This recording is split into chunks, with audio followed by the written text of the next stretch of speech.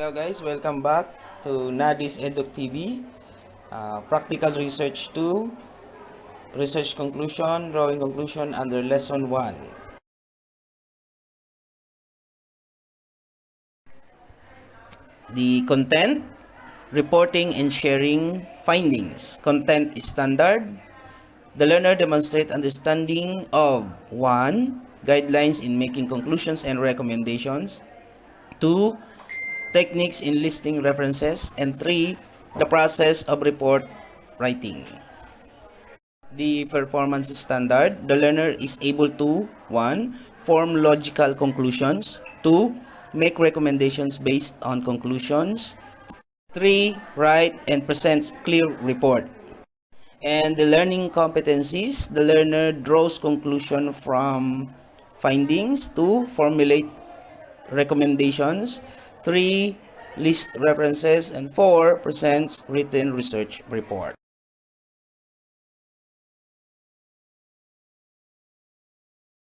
Our learning competency for today, draws conclusion from findings. Our objectives, or the specific objectives after the lesson, you should be able to define conclusion in a research study. 2. Understand the concept of writing appropriate conclusion relative to general rule. 3. Drawing conclusion based on findings of a study. And 4. Appreciate the importance of well-written conclusion to a research study. Welcome to our topic for today, drawing conclusion. So guys, let's start. Introduction.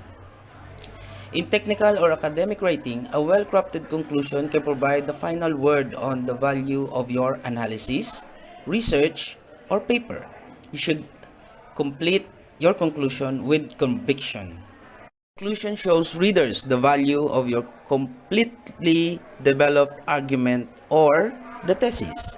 It is not a summary of your word, but a listing of major outcomes derived from the study. Therefore, do not state what has been done in your work. Instead, bring out the outcome of the result and conclusion in terms of statement. Your conclusion is the answer to the main problem of the study. On to the importance of well-written conclusion. Many times, the abstract and conclusion are preferred for a quick assessment of the usefulness of the paper by the reader. Hence, this section must be written with utmost importance. A well-written conclusion provides you with an important opportunities to demonstrate to the reader your understanding of the research problem. The importance of well-written conclusion according to Bunton of 2005, this will include the following. Number 1, present the last word of the issues or gaps raised in your paper.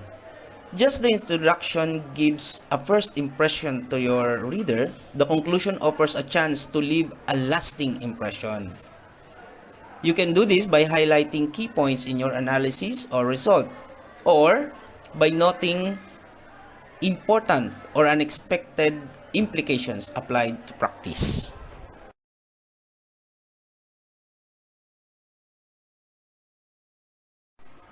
Number 2, summarize your thoughts and convey the larger significance of your study. The conclusion is an opportunity to concisely answer the "so what?" question by placing the study within the context of past research about the topic you've investigated. 3. Identify how a gap in the literature has been addressed. The conclusion can be where you describe how a previously identified gap in the literature, that is described in your literature review section, has been filled by your research. 4. Demonstrate the importance of your ideas. The conclusion offers you the opportunity to elaborate on the impact and significance of your findings. And the last, 5, introduce possible new or expanded ways of thinking about the research problem. This does not refer to introducing new information, which should be avoided, but to offer new insights and creative approaches for forming and or contextualizing the research problem based on the result of your study. So let us move to the next topic, the general rule. In writing your conclusion of your paper, the following general rules are suggested. Number 1, state your conclusion in simple language. State how your findings differ or support those of others and why. Second, do not simply reiterate your result or the discussion of your result. Provide a synthesis of arguments presented in the paper to show how these converge to address the research problem and the overall objectives of your study. Third, indicate opportunities for future research if you haven't already done so in the discussion section of your paper. Highlighting the need for further research provides the reader with evidence that you have an in-depth awareness of the research problem.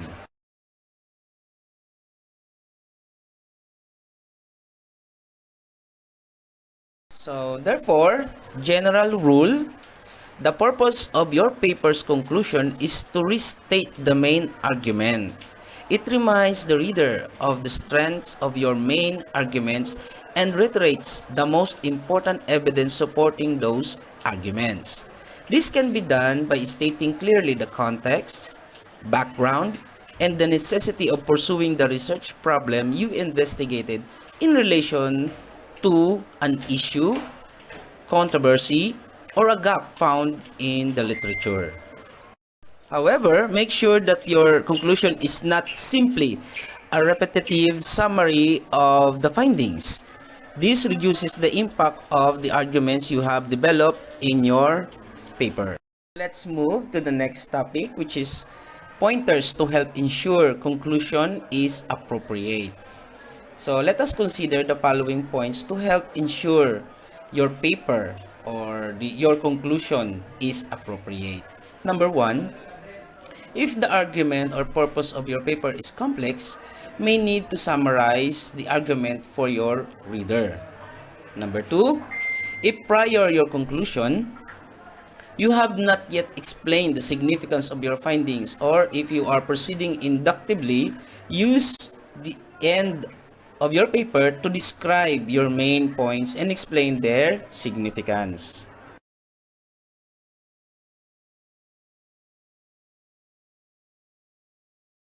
And 3, move from a detailed to a general level of consideration that returns the topic to the context provided by the introduction or within a new context that emerges from the data.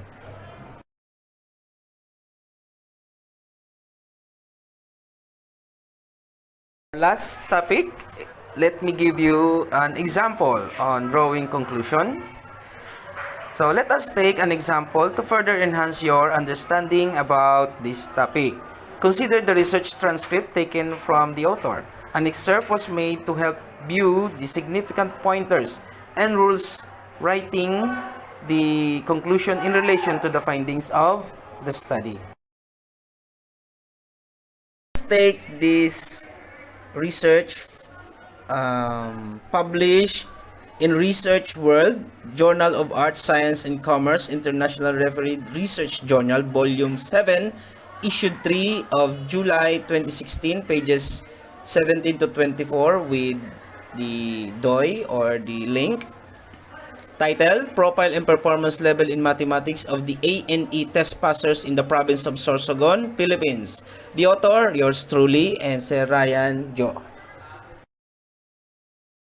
So what you see here are the excerpts or the copies of the manuscript that we are going to discuss one by one. Let us start with the first slide, results under the results and discussion. So we have here, as you can see, the table, there are results, the age, the sex, the male and female, then we have the total and the percentage. So let us focus on this statement under the circle or inside the circle. This data suggests that most of the test passers are males, since majority of the ALS enrollees are male from the year 2012 to 2014. This statement is your summary or the findings based on the table 1A. Second, we have the implication. It implies that the most of the recruited OSY, out of school youth, SL, school leaders, MGL, marginalized group of leaders, our learners, dropout learners belong to this sex. That is your implication. And on the below, the Rumberger 2001 is the support of your claim. So the support of my claim. I mean, kasi ako yung author. Okay, so let us move to the next slide. So under table 1B, the grade level and status of enrollment, we have the enrolled, unenrolled, total, and the percentage. Okay, but let us focus on the statement inside this circle. The data shows that most of the A&E test passers were in grade 5 during the examination, which corresponds to a total of 25. So here, it was being explained based on the table. Okay, so it suggests that at this grade level, most of the students leave the school for any reason. Part is the summary or the findings. We will now give implication. It implies that almost half of the respondents coming from this grade level return to school through ALS and are given a chance to continue schooling and pass to enroll in the secondary level. Next step is for you to give a study or literature. Studies affecting enrollment, students suggest that the result obtained, etc., coming from Maani and Kalb of 2005. So that is the related literature. Okay, so we move on to the next slide. This table, table 1C, represents the family income of the A&E test passers. So let's dive into the findings. The findings revealed that the A&E test passers were all belong to low-income family. So what is the implication? It implies that the passers belong to the group of poorest families in the province. So let us support that claim. Studies on family backgrounds mention that results from the educational attainment, housing types, and students' age as reflected by the school level were all statistically significant according to Considine and Zappala of 2002. On the fourth slide, let us take a look at this one. This table represents the performance level of A&E test passers in mathematics. So we have here the fiscal year, performance level, and the description. So overall, the A&E test passers in mathematics, their performance is nearing mastery. So let us now dive to the findings. The data suggests that the passers have declined in their performance in mathematics every year. So that is the findings. So what is the implication? It implies that the test passers did not achieve the required skills and competencies in mathematics subject. So let us support that claim. Studies on the causes of poor academic performance in mathematics results show factors attributed to poor performance include poor infrastructure, emotional problems, and so on, according to Gegbe and V.K. Sheriff of 2015. Move to the fifth slide. Now, on this slide, the relationship between the profile and performance level in mathematics of A&E test passers are revealed using the chi-square test. As a result, there is now the table. The table shows, based from the decision of HO, reject, based on the age, and the sex, grade level, status of employment, and family income, we do not reject. Now, what is the interpretation? Under the age, that is significant, while the sex, grade, status of enrollment, family, not significant. Therefore, really significant here is the age. So let us dive now to the result. The result confirms that the profile of the respondents in terms of age has a significant relationship with their performance level in mathematics. So what does it implies? It implies that as people grow old, they develop skills and knowledge in mathematics outside the school. Ganda. Let us support that claim. According to Voiles, they accumulated much experience in the environment and society better than the children. Moreover, it indicated that the student's age had a significant or statistically significant impact on academic achievement. So let us move now to the sixth slide.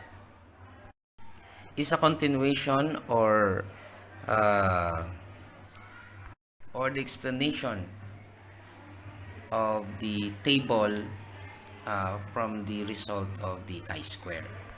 So as you can see, all of this statement follows a logical order of explaining the result. That is, first you need to give your findings or the result of your study, and then make some implication and support that by related literatures and studies.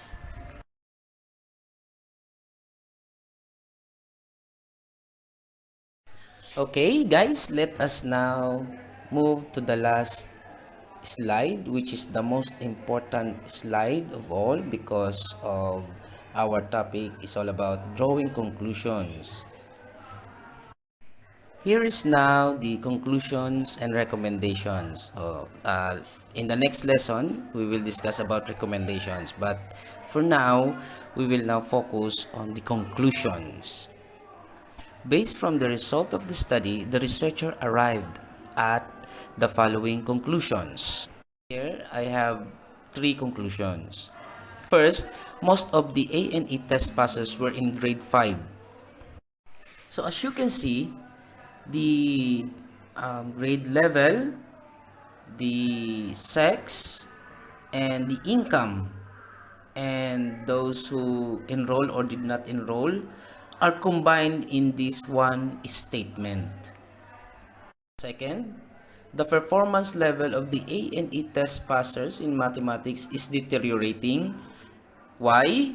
Based from the result, it is not increasing. So the level of mastery is going down.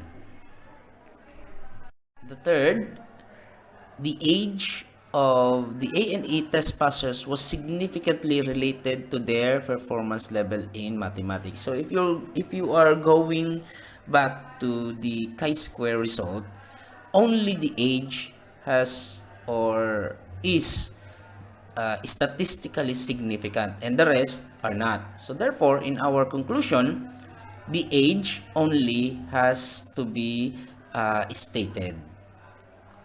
Okay, so remember this. Some praises for conclusions from the IMRAD layout according to Lesson of 2010. We have here six words or phrases. Altogether, these findings point out the logical result. In conclusion, restate your thesis with greater emphasis. In the light of the evidence, restate your thesis with greater emphasis. In summary, or you're going to summarize your findings. To conclude, meaning give an opinion based on the findings presented in the paper. To summarize, summarize your findings.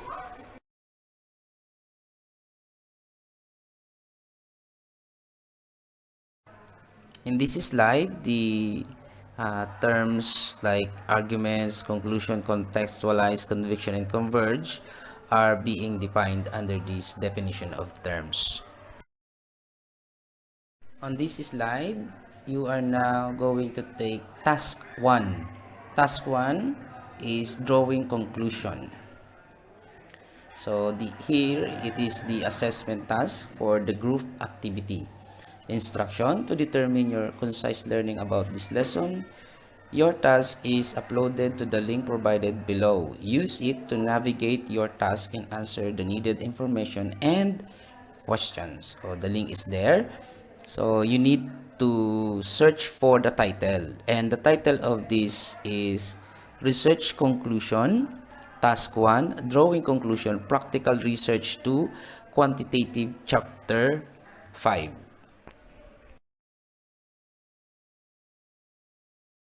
Okay, guys, that ends our lesson for today, and the references are here for your further readings. Please do not forget to like, share, subscribe, click the notification bell, add comments on this video. Thank you very much. And for further information, the author is already here, the name, the address, and the purpose of this material. Thank you very much.